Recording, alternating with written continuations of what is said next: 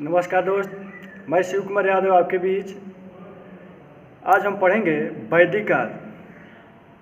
वैदिक काल क्या है उसके बारे में पूरी तरीके से हम जानकारी लेंगे कि वैदिक काल है क्या। तो आज ज़्यादातर समझने वाली बात है, ज़्यादा से ज़्यादा हम लोग समझ जाएं कि वैदिक काल है क्या। तो सिंधु का सभ्यता का जब खोज नहीं किया गया था तो सबसे प्राचीन हम वैदिक काल को ही मानते थे, लेकिन जब सिंधु का सभ्यता का खोज हो गया तो ये पता चला कि नहीं, वैदिक काल से भी पुराना सिंधु का सभ्यता है। क्योंकि सिंधु का सभ्यता एक नगरीय सभ्यता था और वैदिक काल एक ग्रामीण सभ्यता है। तो खैर भारतीय इतिहास में ये थोड़ा उल्टा देखने को मिलता है कि पहले नगरीय सभ्यता, उसके बाद ग्रामीण सभ्यता। खैर सिंधु का सभ्यता का पतन लगभग 1700 ईसा पूर्व में ख़त्म हो गया।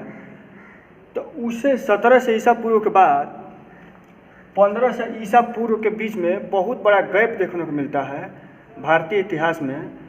तो लगभग 1500 ईसा पूर्व में वैदिक काल का खोज हुआ। तो आइए हम वैदिक काल के बारे में पूरे स्पष्ट रूप से जान जाएं कि वैदिक काल है तो क्या है, क्योंकि ज़्यादा समझना सबसे इसमें ज़रूरी है। तो वैदिक काल वेदों से बना वैदिक काल। तो हम जानते हैं कि 4 वेद होता है, 6 शास्त्र होता है, 18 पुराण होता है और 108 उपनिषद होता है। उसमें सबका इसमें वैदिक काल में सब वो आपको पढ़ने को मिलेगा। तो जैसे 4 वेद होता है,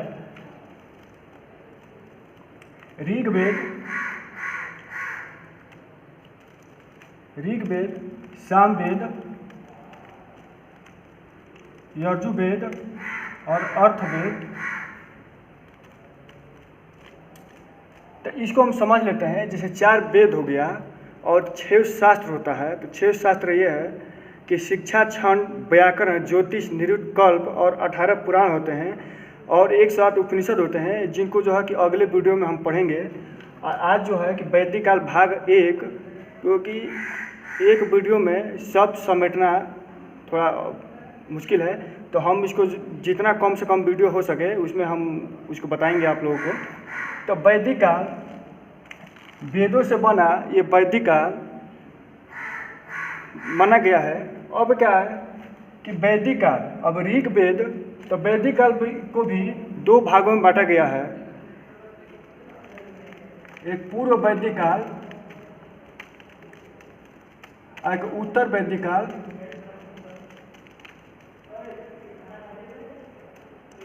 तो ये क्या है कि जो पूर्व वैदिक काल है इसको ऋग वैदिक भी काल कह सकते हैं, क्योंकि सिर्फ ऋग वैदिक से ही पूर्व वैदिक काल या ऋग वैदिक काल बोल सकते हैं। तो इनका समय था 1500 BC से 1000 BC। और ये जो तीनों हैं, ये तीनों का मिल करके, जैसे सामवेद, यजुर्वेद, अर्थवेद, ये तीनों का मिल करके उत्तर वैदिक काल बना। तो इनका समय है 1000 BC से 600 BC तक। अब क्या है और हम समझ लेते हैं। अब वैदिक काल, इसका अलग वीडियो में, अगले वीडियो में इसका पूरा वैदिक काल को अलग हम वीडियो बनाएंगे और उत्तर वैदिक काल का अलग वीडियो बनाएंगे, क्योंकि पूरे अच्छा तरीके से हम समझ जाएं। अब वेद क्या है, तो वेदों से ही बना वैदिक काल। तो वेद मतलब होता है ज्ञान। वेद मतलब ज्ञान होता है। अब क्या है कि वेदों का बताया जाता है कि वेदों का जो खोजकर्ता है वो लोग कौन थे। तो वेदों का खोजकर्ता हम लोग आर्य को मानते हैं। इतिहास में आर्य को माना गया कि तो आर्य जो है संस्कृत शब्द है, संस्कृत का शब्द है आर्य। तो आर्य मतलब होता है श्रेष्ठ।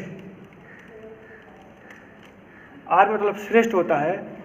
तो ये श्रेष्ठ कहाँ से आए, ये लोग कौन थे, तो इन लोगों के बारे में अलग अलग विचारधारकों ने अपना अपना मत दिए हैं। जैसे मैक्स मूलर ने बताया कि ये आर्य जो थे ये मध्य एशिया से आए थे।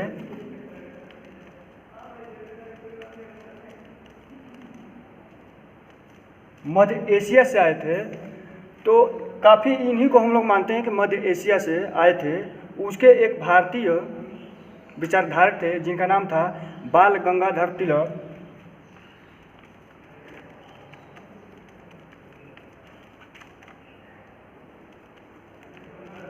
इन्होंने बताया कि जो आर्य थे वो आर्कटिक क्षेत्र से आए थे, यानी उत्तरी ध्रुव से आए थे।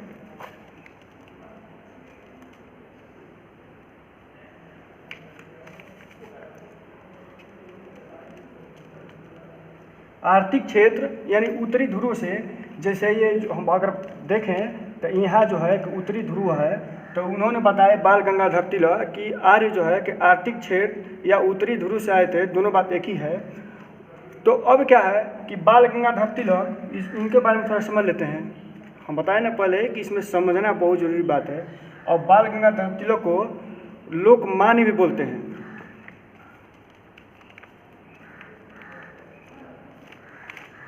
लोकमान्य बाल गंगाधर तिलक। अब इसमें कंफ्यूज होता है कि लोकमान्य तो लोकनायक कौन थे, तो यहाँ अलग बात आ जाती है। लोकमान्य बाल गंगाधर तिलक अगर लोकनायक कहा जाए तो वो जयप्रकाश नारायण हो गए, वो भी क्रांतिकारी जो बिहार के रहने वाले थे, तो उनको बोलते हैं लोकनायक। तो इनको ध्यान रखना है। अब दूसरी बात, एक और विचारधारक थे जिनका नाम था दयानंद सरस्वती। इनके बारे में भी थोड़ा हम लोग जान लेते हैं।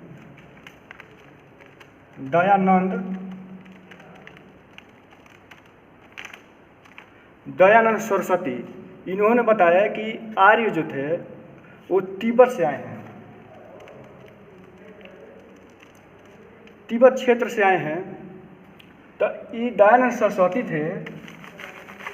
दयानंद सरस्वती के बारे में हम समझ लेते हैं, क्योंकि यही कंफ्यूज होता है। हम आपसे बताया कि सबसे बड़ी बात यह है कि इसमें समझना है। इसके अगले जो वीडियो आएंगे उसमें पूरे अच्छे तरीके से आपको स्पष्ट पता चल जाएगा कि इसका मतलब क्या है। अब दयानंद सरस्वती इन्होंने बताया कि आर्य जो है कि तिब्बत क्षेत्र से आए हैं। अब इसमें आता है कि दयानंद सरस्वती भाई कौन थे। तो इनका हम जब लास्ट वीडियो हो जाएगा, जैसे बाद में हम बना देंगे, लेकिन अभी जो कन्फ्यूज वाली बात है उसको हम अभी आपको बता दे रहे हैं। अब दयानंद सरस्वती ने वेदों के चलते ही जो आर्य लोग थे, इन्हीं के नेतृत्व में, इन्हीं लोग के मतलब क्षेत्र में उन्होंने आर्य समाज की स्थापना की कि आर्य लोग कैसे थे, क्या उनका नियम था। तो इन्होंने आर्य समाज की स्थापना की। आर्य समाज की स्थापना की 1875 में। ध्यान रखें, आर्य समाज की स्थापना की दयानंद सरस्वती ने। जो अभी बताया ना कि आर्य लोग कहाँ से आए थे, तो आर्य जो है कि मैक्सिमम ने बताया कि मध्य एशिया से। आपका बाल गंगाधर तिलक बताया कि भाई ये जो है कि दक्षिण उत्तरी ध्रुव से आए हैं।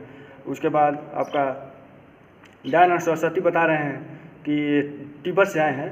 तो दयानंद सरस्वती ने 1875 में आर्य समाज की स्थापना की और बताया कि वेदों की ओर लौटो, इनका नारा था। कहीं कंपटीशन में पूछा जाता है कि दयानंद सरस्वती का प्रसिद्ध नारा कौन सा है, तो वेदों की ओर लौटो। तो ये दयानंद सरस्वती ने। अब यहाँ समझने वाली बात है, थोड़ा इसको हम लोग बैक करते हैं, थोड़ा इसके बारे में समझ लेते हैं। दयानंद सरस्वती जैसे अभी हो गया कि आर्य समाज, तो आर्य समाज में कहीं आता है कि ब्रह्म समाज, तो प्रार्थना समाज, तो यहाँ कन्फ्यूज होता है। तो इसके बारे में थोड़ा जान लीजिए कि आपको समझने में दिक्कत ना हो। तो क्या है कि इसके आता ये कि एक आता है ब्रह्म समाज। ब्रह्म समाज जो राजा राम मोहन राय ने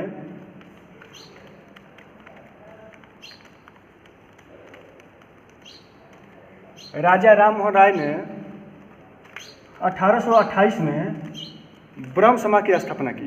तो ये अगर कहीं कंपटीशन में पूछा जाता है कि ब्रह्म समाज की स्थापना किसने की, तो राजा राम मोहन राय ने की। तो वहाँ विकल्प में चारों लोग रहता है। आपका जो है दयानंद सरस्वती और केशव चंद्र सेन और स्वामी विवेकानंद। तो ये मतलब उसमें आपका दे देता है दयानंद सरस्वती का भी। तो यहाँ कन्फ्यूज होता है, तो वहाँ कन्फ्यूज होने वाली बात नहीं है, इसको पूरे तरह से समझ लेना है। अब क्या है कि ब्रह्म समाज, अब आता है प्रार्थना समाज। प्रार्थना समाज, तो प्रार्थना समाज 1867 में ये केशव चंद्र सेन ने की।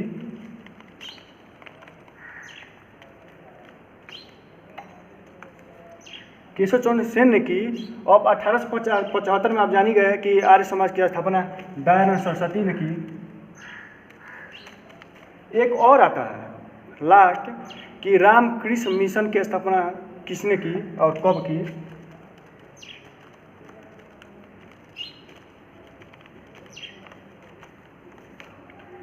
की स्थापना 1897 में स्वामी विवेकानंद की। तो यहाँ ध्यान रखना है कि किसी के बारे में, जैसे रामकृष्ण मिशन की स्थापना किसने की, तो उसमें चारों लोग का विकल्प नहीं रहता है, तो आप कंफ्यूज हो जाएंगे। तो इसके बारे में थोड़ा जानना जरूरी है कि ये अगर सही रहेगा।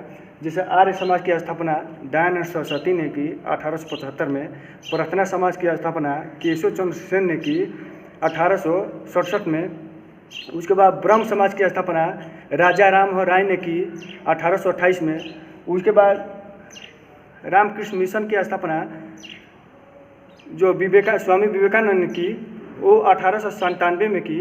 तो इसके बारे में हम जान लेते हैं। अब क्या है कि जो अगला वीडियो हम बनाएंगे तो उसमें ये रहेगा कि आपका जो ऋग्वेद है, सामवेद है, यजुर्वेद है, अर्थवेद है, तो उनका क्षेत्र क्या है।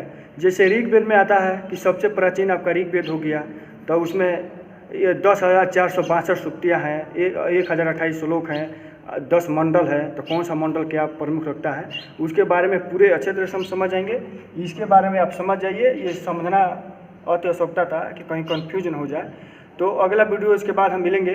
धन्यवाद। आप वीडियो को लाइक और सब्सक्राइब करना ना भूलें और दोस्तों को जोड़ें। नमस्कार, धन्यवाद, जय हिंद।